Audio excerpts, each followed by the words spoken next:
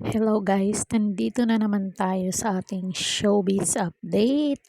So kung bago pa lang kayo dito sa aking channel, please like, share, comment, and subscribe. Karen Mix TV, showbiz update. Disclaimer, ang mga larawang ito ay hindi pag-aari ng uploader. Ito ay kinukuha para sa karagdagang impormasyon. Credit to the owner. Marian Rivera at Annabel Rama pinagsasabong ng mga netizen na marites. Ito na nga guys, Annabel Rama di pa patulan pagsasabong kay Marian Rivera. Kaloka talaga ang mga mapagawa na fake news. Pati sina Annabel Rama at Marian Rivera gustong pagsabungin.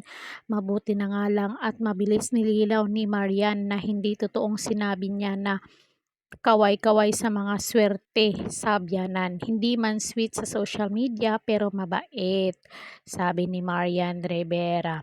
Concern sa iyo at sa mga bata, di sinusulsulan ang mga anak nilang lalaki at mahal ka rin na parang totoong anak.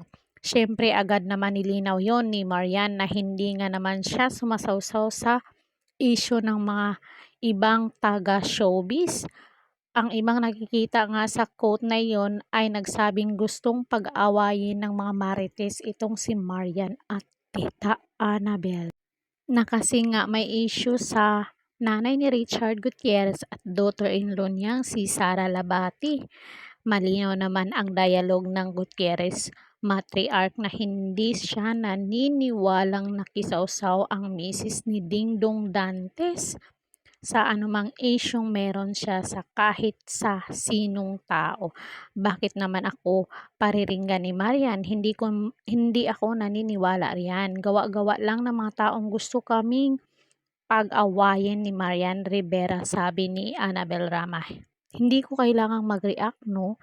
Saka may explanation na si Marian na fake news yan. Bakit pa ako magre-react? Hindi kami close ni Marian, so bakit naman siya makikialam sa akin? Bakit naman niya ako paparinggan? Sabi pa ni Annabel Rama. Fake news nga yan, chika na. Chika ni Tita Annabel. Wala raw uurungan na away itong si Tita Annabel, pero wala rin siyang panahon sa gawang away. So yun naman pala guys. Kahit maldita itong si Tita Annabel, hindi siya pumapatol sa mga netizen. So, tama naman ito si Tita Annabel at sa mga fake news. So, comment kayo guys kung anong masasabi nyo dito sa netizen na mga marites at saka kay Tita Annabel at Marian para malaman natin ang inyong pahayag. Sulat nyo sa baba. Karen Mix TV, thank you so much.